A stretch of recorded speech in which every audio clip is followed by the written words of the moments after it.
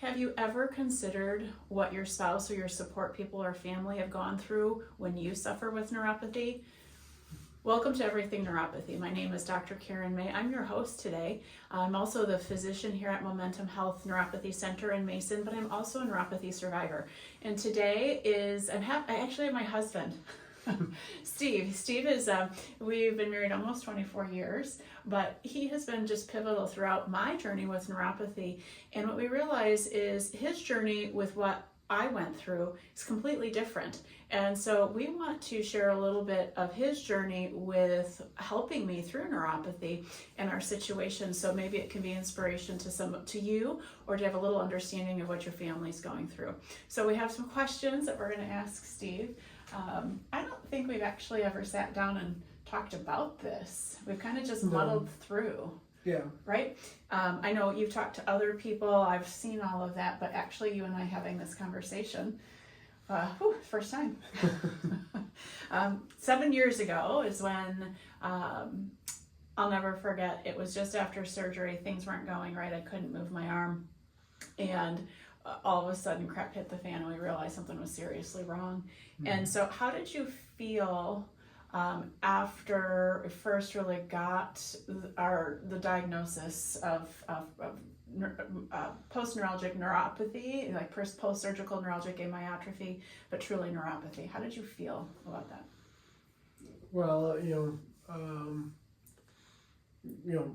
no idea what was going on, right? I mean, I married the doctor so that I didn't have to worry about this stuff, right? Just the lack of knowledge and just lack of understanding, seeing you struggle. At first with just no feeling, and then as you started to get feeling, the neuropathy that came with it, and how painful it was for you, and just as a spouse, just feeling completely unequipped to help, the medical end of it, right? And did everything I could, as far as family and whatnot. But even business-wise, where our income is through the business, and I'm not the doctor, right? And so and that had its own challenges as well. So. Mm-hmm.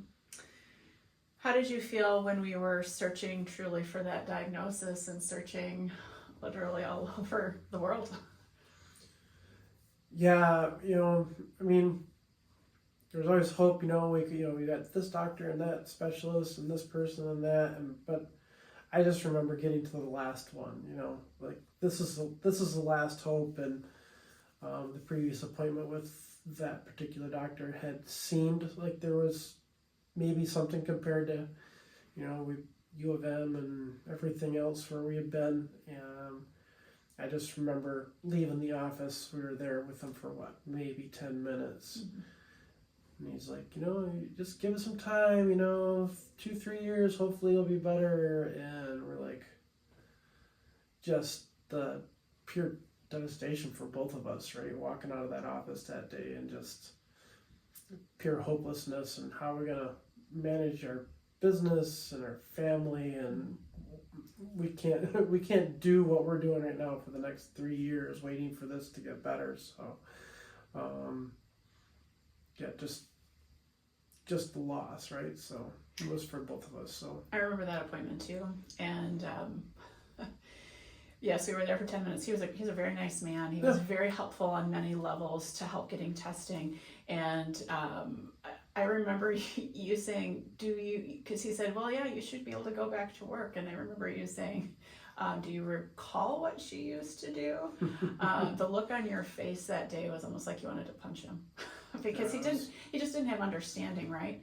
No. But we drove separately to the office that day. Yeah, and all he did was just read off his charts, the numbers to us, but he had no solutions beyond what the numbers were, right? So yeah, and I couldn't fault him, though. I was devastated too. And I remember going out and sitting in the car, physically leaning my head on the steering wheel.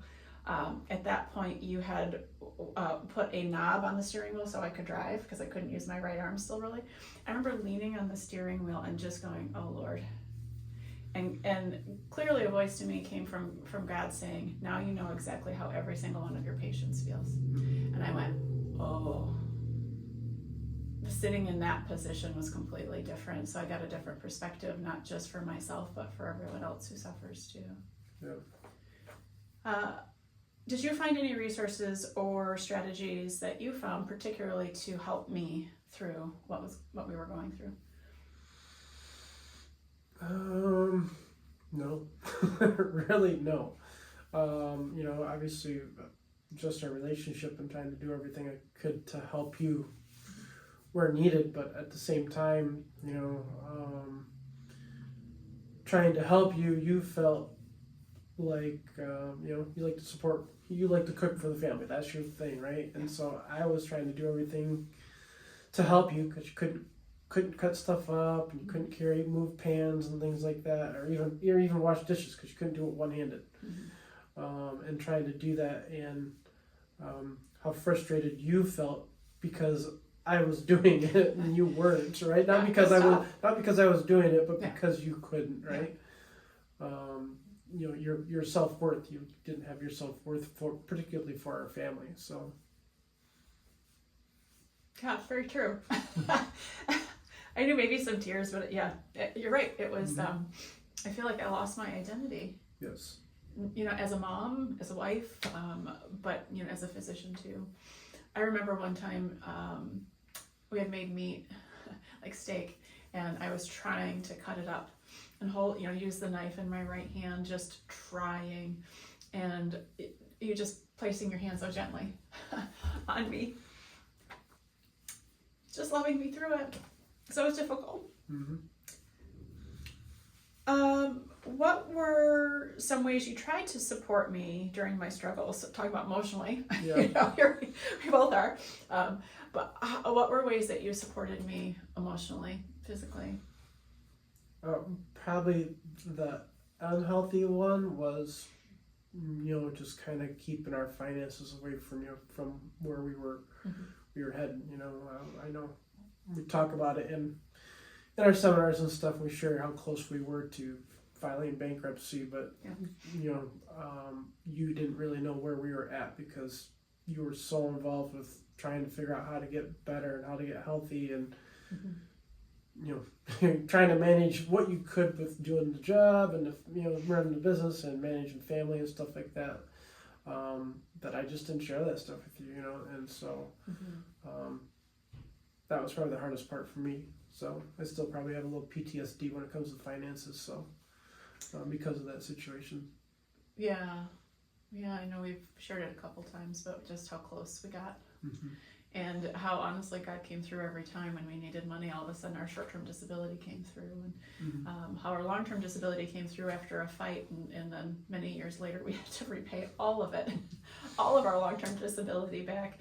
And I frustrated with that situation because it was a big number, real big number, and then we were still just coming out of where we were at. And I remember God saying, pay Caesar what Caesar's due, and the money that we needed to pay back that long-term disability just showed up. It just was always there.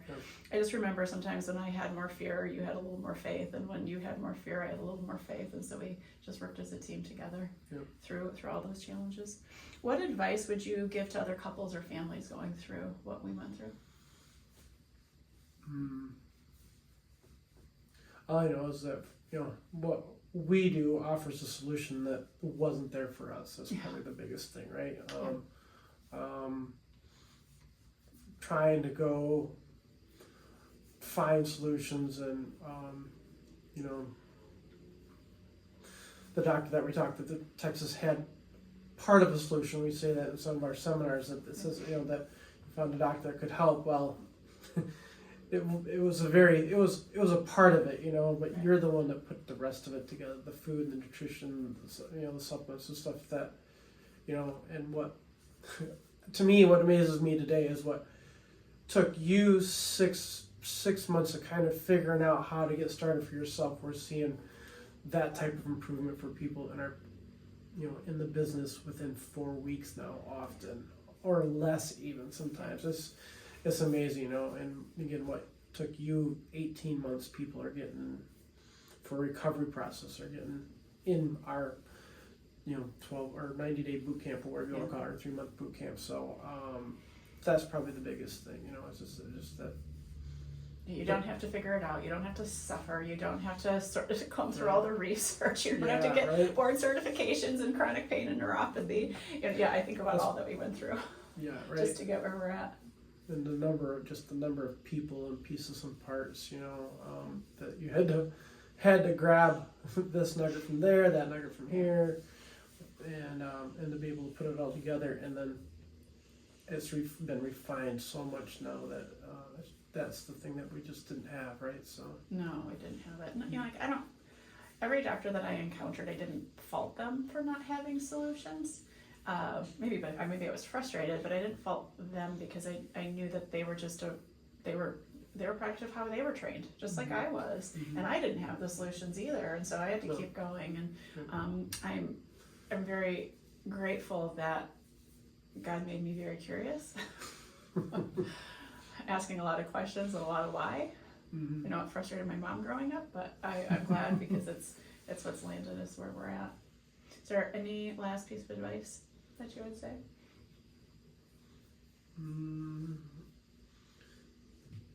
No, I just say that it's. I didn't live through the medical end of it, but it wasn't easy sitting here watching not having a solution or an ability to truly help you. That was the most frustrating thing for me. So. Yeah, neuropathy.